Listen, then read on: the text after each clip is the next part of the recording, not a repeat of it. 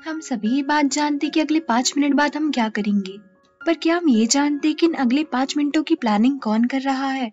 Hello everyone and welcome to the cloud interpretation. आज मैं आप लोगों को एक यूनिक और बहुत क्यूट ड्रामा की स्टोरी सुनाने वाली हूँ, जिसका नाम है यूमी सेल्स।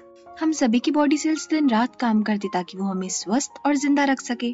यूमी भी हमारी तरह एक आम इंसान है, पर उसे आम से थोड़ा खास बनाते उसके बॉडी सेल्स। अब यूमी और उसके बॉडी सेल्स की कहानी जानने के लिए let's March towards the first episode. Monday का दिन था और हमारी प्यारी यूमी अब तक अपनी नींद से नहीं जागी थी। चैन से सो रही यूमी को जगाती है एक लड़के की आवाज, जो कि उसी के बगल में सो रहा था। यूमी जैसे ही पलटकर उस लड़के को देखती, उसे तो समझ ही नहीं आता कि कल रात क्या हुआ था। यूमी उस लड़के को देख शर्माने लगती है, पर तभी वो लड़का यूमी को किस करने आता है और जैसे वो यूमी के करीब पहुंचता है, यूमी की नींद अलार्म से खुल जाती है। नींद से जागने के बाद यूमी इसी सपने के बारे में सोचकर ब्लश करने लगती है।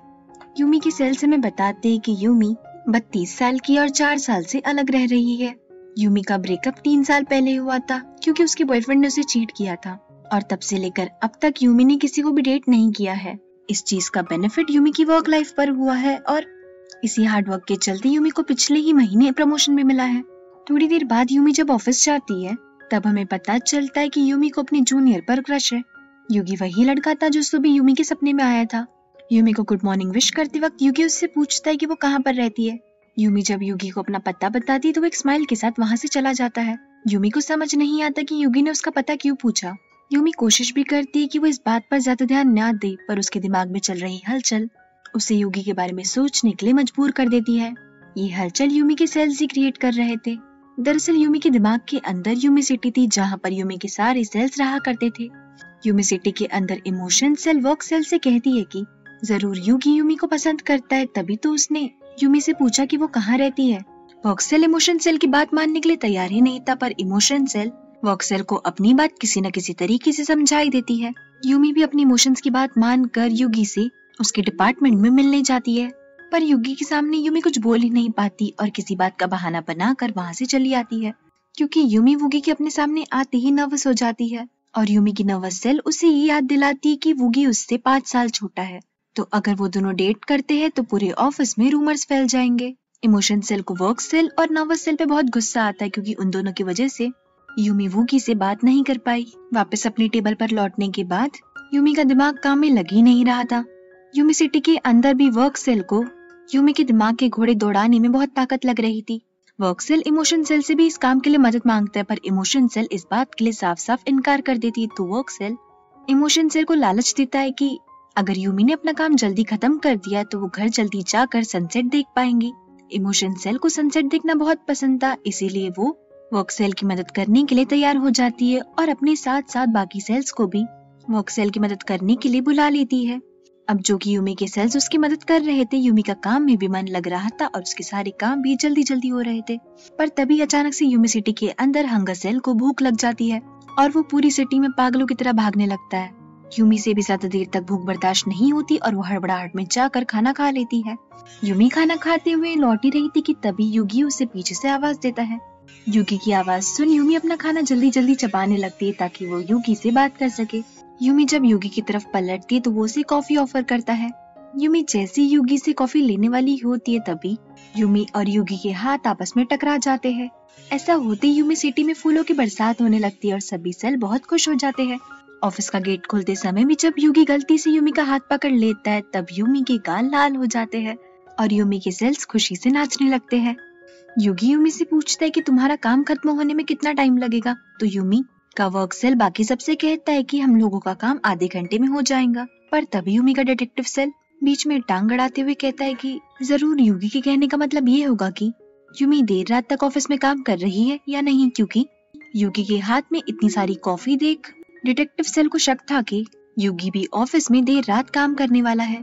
और सुबह जो युगी ने एड्रेस पूछा था वो इसलिए था ताकि युगी यूमी को देर रात घर छोड़ सके। डिटेक्टिव सेल की सारी बातें सुनकर बाकी सारे सेल्स भी एक्साइटेड हो जाते हैं और यूमी भी डिटेक्टिव सेल की बातें मानते हुए युगी से कहती है कि वो आज देर तक ऑफिस में काम करने वाली है। यूमी युगी से भी पूछती है क्या तुम भी देर रात तक काम करने वाले हो, तो युगी मना करते हुए कहता है कि मैं बस अपने सीनियर्स को कॉफी देकर वापस घर जाने वाला हूँ। साथ ही साथ युगी यूमी से ये भी कहता है कि आज रात मैं तुम्हारे घर की तरफ ही जाने वाला था, मैंने सोचा भी था कि मैं तुम्हें वहाँ जाते जाते ड्रॉप कर दूं, पर शायद आज ये पॉसिबल नहीं है। ये सारी बातें सुनकर यूमी का तो मुंह ही लटक जाता है और यूमी सिटी के अंदर सभी सेल्स मिलकर डिटेक्टिव सेल की पिटाई कर देते हैं। वापस अपने डेस्क पर लौटकर यूमी बहुत ही ज्यादा उदास हो जाती है और सोचने लगती है कि शायद से उसकी लाइफ में कभी भी प्यार आ ही नहीं सकता। फ्लैशबैक में हम देखते कि जब यूमी को पता चला था कि उसके बॉयफ्रेंड ने उसे चीट किया है, तभी यूमी सिटी में आंसुओं की बाढ़ आई थी और उसी बाढ़ में बहकर लव सेल कहीं खो गई थी। जब व्हाइट ब्लड सेल्स को लव सेल मिली तब वो कोमा में जा चुकी थी और तब से लेकर आज तक यूमी की लव सेल कोमा में ही है। थोड़ी देर बाद यूमी जैसे तैसे काम में अपना मन लगा ही रही थी कि तभी यूमी को युगी का कॉल आता है और वो उसे पूछता है कि अगर अब भी वो ऑफिस में काम कर रही है तो थोड़ी देर बाद वो उसे पिकअप करने के लिए आ सकता है और फिर वो यूमी को उसके घर छोड़ देगा क्योंकि वो उसी एरिया में जा रहा है। यूमी युगी को जवाब देने वाली होती कि तभी वो देखती कि वूगी उसके सामने खड़ा है। यूमी उससे कहती भी कि मुझे पता नहीं कि मुझे काम खत्म करने में कितना समय लगेगा, पर युगी यूमी से कहता है कि मैं तुम्हारा काम खत्म होने तक नीचे कार में वेट कर रहा हूँ। युगी की ये बात सुन लव सेल 3 साल बाद कोमा से बाहर आ जाती है। युगी को अपने लिए वेट करता देख यूमी अपना सारा काम जल्दी खत्म करती है और वूगी को कॉल करके बताती है कि उसने अपना सारा काम खत्म कर लिया है। तो वूगी यूमी को पार्किंग लॉट में आने के लिए कहता है। यूमी जैसे ही वूगी की कार में आकर बैठती है, पीछे से उसे रूबी की आवाज आती है। दरअसल रूबी यूमी और वूगी की कंपनी में काम किया करती थी। रूबी यूमी को बताती है कि वो भी उन दोनों के साथ ही जा रही है क्योंकि रूबी को भी उसी एरिया में जाना है जहाँ पर यूमी और वूगी जा रहे हैं। ये बात सुनते ही यूमी का तो मूड ही ऑफ हो जाता है। ड्राइव के दौरान रूबी जताने की कोशिश करती है कि यूमी वूगी से 5 साल बड़ी है और रूबी से 6 साल। ये बात सुनते ही यूमी थोड़ी अनकंफर्टेबल हो जाती है। थोड़ी देर बाद यूमी को रूबी से पता चलता है कि ये रूबी और वूगी एक ही जगह पर जा रहे हैं साथ में डिनर करने के लिए। ये बात जानकर यूमी को बहुत ही ज्यादा बुरा लगता है। घर लौटने के बाद यूमी इतनी उदास थी कि वो अपने सारे इमोशंस एक डायरी में लिखने लगती है। यूमी सिटी के अंदर वर्क सेल इसी बात को लेकर परेशान था कि अगर इमोशन सेल इसी तरीके से यूमी को सारी बातें याद दिलाती रही तो यूमी रात भर नहीं सो पाएंगी और अगर यूमी रात भर नहीं सो पाई तो वो कल सुबह ऑफिस जाने में लेट हो जाएंगी। तो इमोशन सेल को सुलाने के लिए वर्क सेल उसे जोरदार पंच मारता है। इमोशन सेल को सुलाने के बाद यूमी को सुलाने के लिए वर्क सेल स्लीप सेल की मदद लेता है और स्लीप सेल यूमी को लोरी गाते हुए सुलाने ही लगता है कि तभी एंगर सेल रूबी की बुराई करने लगता है और यूमी को रूबी पर गुस्सा आने लगता है। पर तभी वर्क सेल एंगर सेल को भी मारकर सुला देता है।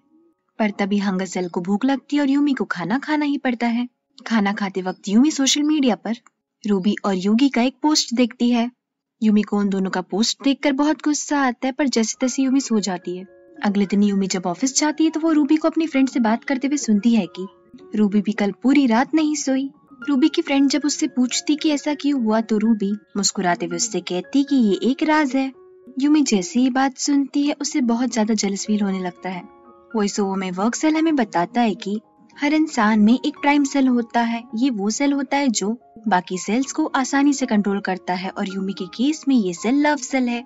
3 साल पहले जब यूमी प्यार में थी तब लव सेल हंगर सेल को भी कंट्रोल किया करता था, पर जब से लव सेल कोमा में गई है तब से यूमी ने खुश रहना ही छोड़ दिया है। थोड़ी देर बाद रूबी यूमी के पास आती है और उसे ये कहकर जलाने की कोशिश करती है कि कल देर रात तक वो और युगी साथ में थे। ये बात सुनते यूमी का मुंह फिर से लटक जाता है, पर यूमी के सेल्स पूरी कोशिश करते हैं कि वो इस समय स्माइल करे ताकि रूबी को यूमी के एक्सप्रेशंस वियर्ड ना लगे। पर यूमी भी आखिर कब तक खुश रहने का दिखावा करती, आखिर में उसके एक्सप्रेशंस फ्लैट हो ही जाते हैं। रूबी का मूड और ज्यादा खराब करने के लिए रूबी उसे बताती है कि वो और वूगी साथ में फ्लावर फेस्टिवल में जाने वाले हैं। उन दोनों की कन्वर्सेशन को इंटरप्ट करते हुए वूगी वहाँ पर आ जाता है और यूमी वूगी से कहती कि रूबी की बातें सुनकर तो ऐसा ही लग रहा है कि कल रात तुमने बहुत ज्यादा मस्ती की। यूमी के इस सवाल का जवाब वूगी थोड़ा हिचकिचाते हुए देता है। कल रात मैं जिस दोस्त से मिलने वाला था वो मुझसे मिलने के लिए लेट आया और उस दोस्त के आने तक रूबी ने मुझे कंपनी दी। युगी की बात खत्म होते ही रूबी यूमी को और ज्यादा जेलस फील करवाने के लिए उसके सामने वूगी से कहती कि सैटरडे तो हम दोनों फ्लावर फेस्टिवल में जाने वाले हैं ना। वूगी जैसी रूबी की ये बात सुनता है वो यूमी से कहता है कि अगर आप मेरे साथ में फ्लावर फेस्टिवल में चलेंगी तो मुझे बहुत अच्छा लगेगा। युगी को इतना फोर्स करता देख यूमी फ्लावर फेस्टिवल में जाने के लिए मान जाती है। रूबी, यूमी और युगी आपस में बात कर ही रहे होते कि तभी उस रूम में यूमी के सीनियर आ जाते हैं। सीनियर को देख रूबी भागते हुए उनके पास जाती है और उनसे कहती है कि हम तीनों फ्लावर फेस्टिवल में जा रहे हैं तो क्या आप हमें ज्वाइन करना चाहोगे। रूबी की ये सोची समझी साजिश यूमी के सारे सेल्स समझ चुके थे। दरअसल रूबी ने सीनियर को फ्लावर फेस्टिवल में इसलिए चलने बोला ताकि रूबी अपना टाइम यूगी के साथ स्पेंड कर सके और यूमी अपना टाइम सीनियर के साथ। सीनियर बाकी सभी लोगों से पूछते कि वो लोग फ्लावर फेस्टिवल में अगर संडे को जा रहे हैं तो यूमी और सीनियर उन दोनों के साथ नहीं आ पाएंगे क्योंकि उन दोनों की ही संडे को बहुत इंपॉर्टेंट मीटिंग है। सीनियर ये भी सजेस्ट करते हैं कि क्यों ना वो लोग मिलकर सैटरडे को फ्लावर फेस्टिवल में चले जाए, पर तभी यूगी सबको बताता है कि सैटरडे को रूबी अवेलेबल नहीं है। अब इतना अच्छा मौका यूमी के सेल्स कैसे अपने हाथ से जाने देते। वो लोग यूमा सेल की मदद से यूमी से ये बुलवाते हैं कि क्यों ना हम तीनों रूबी के बिना ही चले जाए। यूमी का ये जोक सुनकर रूबी भड़क जाती है और यूमी से कहती है कि फ्लावर फेस्टिवल में जाने का आइडिया मेरा ही था और आप लोग मुझे ही छोड़कर जा रहे हो। तो यूमी मुस्कुराते हुए कहती है कि मैं मजाक कर रही थी, हम लोग सच में थोड़ी तुम्हें छोड़कर जाने वाले हैं। तभी यूगी भी सीनियर से कहता है कि मैं आप दोनों के बगैर भी नहीं जा सकता। तभी रूबी मौके का फायदा उठाने की कोशिश करती है और यूगी की नजरों में महान बनने के लिए सब लोगों से ये कहती है कि अगर आप तीनों मेरे बगैर जाना चाहते हो तो मुझे कोई प्रॉब्लम नहीं है। यूगी भी रूबी की बात मान लेता है और डिसाइड करता है कि वो तीनों रूबी के बिना ही फेस्टिवल में चले जाएंगे। पर पता नहीं क्यों सीनियर वूगी से कहते हैं कि तुम यूमी के साथ अकेले फेस्टिवल में चले जाओ क्योंकि मैं कल भी बहुत बिजी हूँ। इतना बोलकर सीनियर वहाँ से चले जाते हैं। वूगी यूमी से रूबी के सामने पूछता है तो सैटरडे को सिर्फ हम दोनों चल रहे हैं ना। यूमी भी यूगी को हाँ कहने ही वाली होती कि तभी रूबी उन दोनों के रंग में भंग डालते हुए कहती है कि आपको कंफर्टेबल तो लगेगा ना वूगी के साथ अकेले फ्लावर फेस्टिवल में जाते हुए। रूबी की ये बात सुनकर वूगी भी यूमी से पूछता है कि आप मेरे साथ अनकंफर्टेबल फील करती है। यूगी की ये पूछते ही रूबी यूगी को कन्विंस करने की कोशिश करती है कि यूमी उसके साथ अकेले फ्लावर फेस्टिवल में नहीं जाना चाहती। इमोशन सेल को इस बात पर बहुत गुस्सा आ रहा था कि रूबी फिर से यूमी और वूगी के बीच में आ रही है। पर तभी ही रूबी के इरादों पर पानी फेरने के लिए यूमी सिटी में लव सेल आती है और यूमी की ट्रू फीलिंग्स को बाहर लाती है और यूमी से बुलवाती है कि मुझे यूगी के साथ अकेले जाने में अनकंफर्टेबल क्यों फील होगा। इनफैक्ट मुझे तो यूगी के साथ अकेले जाना और भी ज्यादा पसंद आएगा। 같이 가자, 우기야. एपिसोड के एंड में Yumi rock and Ruby shocked. Thank you so much everyone for watching this video till the end. I hope आपको ये सीरीज पसंद आ रही हो। जाने से पहले प्लीज वीडियो को लाइक और चैनल को सब्सक्राइब करना मत भूलना और कमेंट सेक्शन में मुझे बताना कि आपको इस सीरीज का फर्स्ट एपिसोड कैसा लगा। मिलते हैं नेक्स्ट एपिसोड के एक्सप्लेनेशन में। Till then please take care of self. See या।